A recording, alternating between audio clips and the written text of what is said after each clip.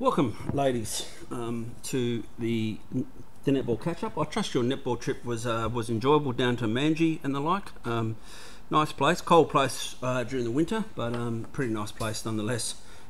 So, what we've been looking at this particular week is we started off looking at the concept of a chemical change. And in chemistry, there's two types of changes that we have. We have a chemical change and we also have a physical change. With a physical change, all we're doing to the substance is either changing its state of matter, so taking ice for example and heating it to produce water, or we are changing its color temporarily. So with a physical change, you still got the same material, it's just usually in a different form or a different shape or different color. A chemical change is a bit different because with chemical change, a new substance gets formed as a result of the reaction. So you end up with new substances. So what effectively happens is that there's a rearrangement of molecules, and those new molecules get rearranged into new materials. So that was the basis of what we were looking at, and we did this first practical round a concept called conservation of mass. And obviously conservation means save, so it's about saving the mass. The other thing we did with the prac was to look at what is evidence of a chemical change, and you'll be able to see some of the evidence with this particular one. So essentially what we did was we have two substances. Okay, we have some copper sulfate here, okay, which is a blue liquid obviously. We have some sodium hydroxide here, and sodium hydroxide's used in oven cleaner and the like, and we have a simple balance.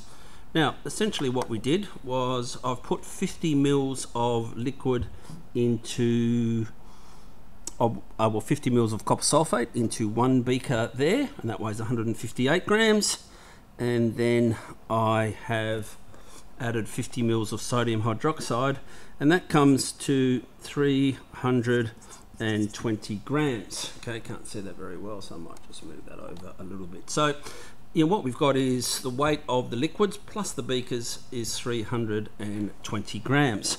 So now what I'm going to do is I'm going to mix those together. So I'm going to take the sodium hydroxide and I'm going to tip it in to the copper sulfate. Okay, of course it goes a bit of a darker blue color, and then I put it back on there again.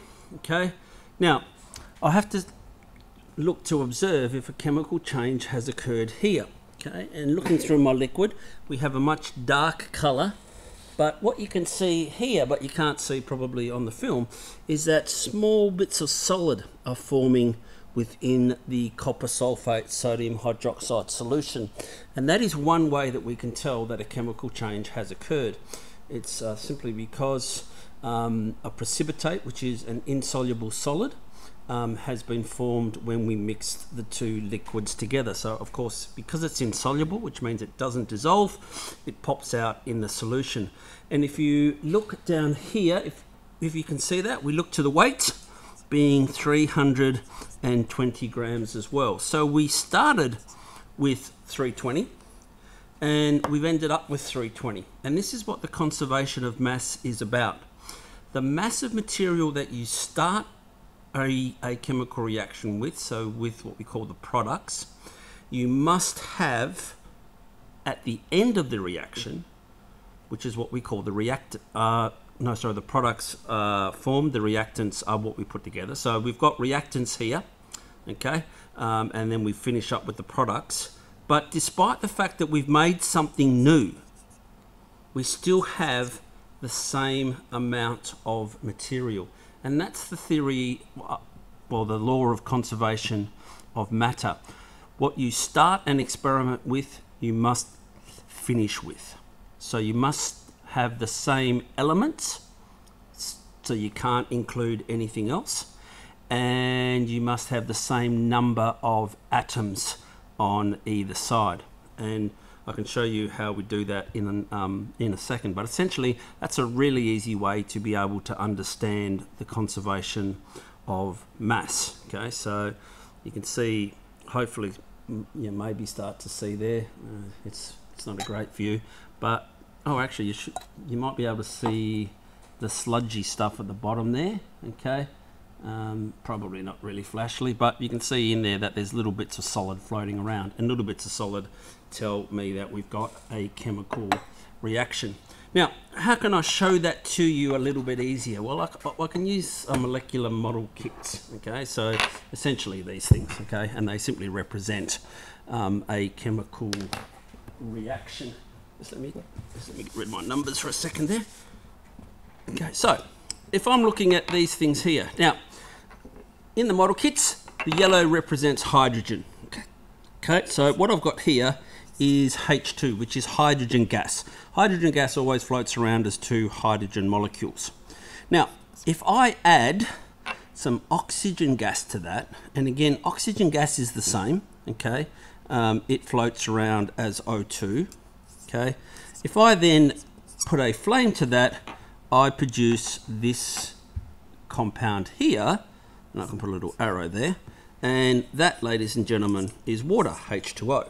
Okay, so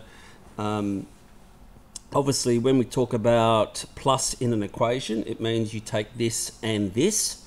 The arrow is like the equal sign in mathematics, so this is what you get on the other side of the reaction, and in this case we get the molecule water forming, and this is how we basically do it. But I said with the chemical reaction and the conservation of mass and matter, you need to finish with what you started with. So if I have a look at this, I've got 2 atoms of hydrogen there. Okay, I come over to the other side of my equation over here, and I have 2 atoms of hydrogen. So my hydrogen I can now tick off, okay, because I've got 2 on either side. I'll just put that up a little bit so you can see it. So hydrogen, I've got 2 on this side, I've got 2 on this side, so they're equal. So I started with 2 hydrogens, I finished with 2 hydrogens. Now, oxygen, however, I started with 2 here, okay, but I've only got 1 over here. So I've got a problem. And my problem is I don't have enough oxygens on the product's side of the reaction. Now with this, of course, you just can't add an oxygen in, because it must be, according to the equation, what you get when you mix these things is you get water. So therefore I can only add to this. I can't subtract anything away. I can't take an oxygen away from here, because oxygen doesn't exist as a gas with only one atom. So I can only add what I've got here. So in order to make me have 2 oxygens, I need to add another water. Okay.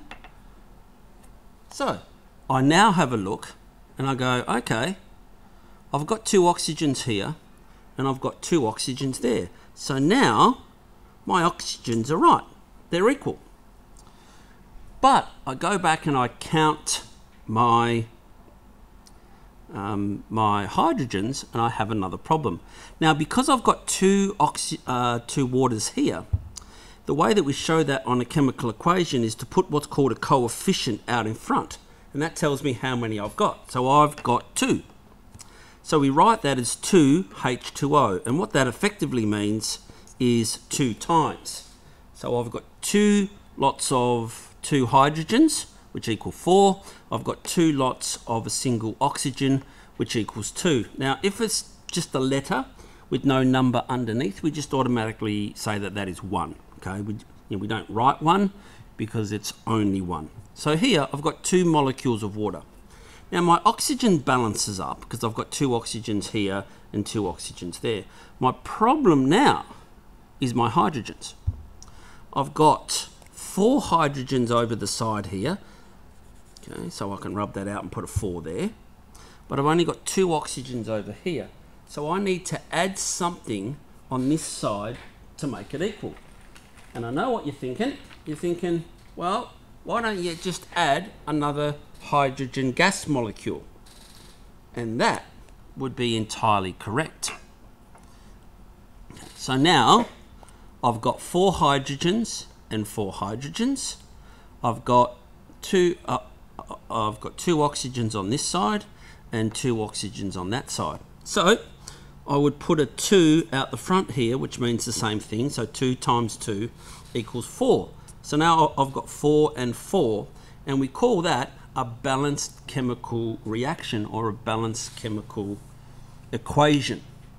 And what this shows is that for a reaction to take place, for you to use up everything, you must have the same amount.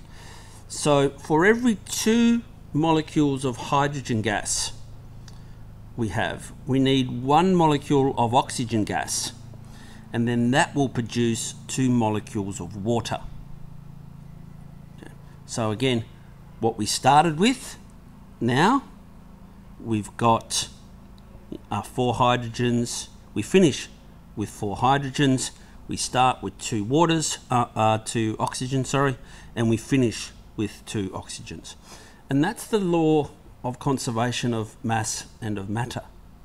Okay, so it's a very simplistic concept to adhere to, but it's one that has to be done within nature, because these are physical things. You know, hydrogen gas is hydrogen gas. So you can't just go bop, because now you don't have hydrogen gas, you have a hydrogen atom, and they're not existing as a single atom. So, oh, hello.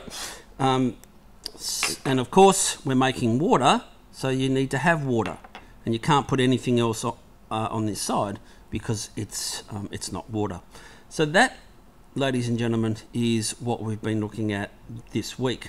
What I will now get you to do is in the Connect page, there's a video, well, there's actually 2 videos on the law of conservation of matter.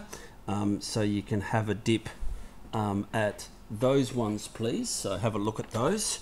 And then the last thing that we did was out of your workbook, and we did this activity here, which is modeling reaction. So this is kind of doing the same thing as we did with those. And essentially, down here we've got a whole lot of symbols to represent the elements. Okay, so you've got to read through here and tell me what element each of these things represent. So for example, the first activity's got the circle, which is burning carbon in air. Okay, so obviously the carbon there is the black one, okay, and a black circle is usually carbon anyway. Then makes carbon dioxide, so that goes under the chemical formula of CO2. So these 2 here must be the oxygen, so you then put the oxygen up there. You then put down the molecule, you draw the molecule in here as to what's missing, okay, and you do that for all 8 questions, okay. So that is essentially it. If you have any concerns, again, you know, get onto YouTube, have a look at any video that says law of conservation of mass or law of conservation of matter. Have a dip at those particular questions there, and don't forget, the atom poster is due on Tuesday the 3rd of the 11th. Okay, and I will see you on that particular day when I return and you all return to school. Again, have yourself a lovely day, and we'll see you when you get back to school. Cheers.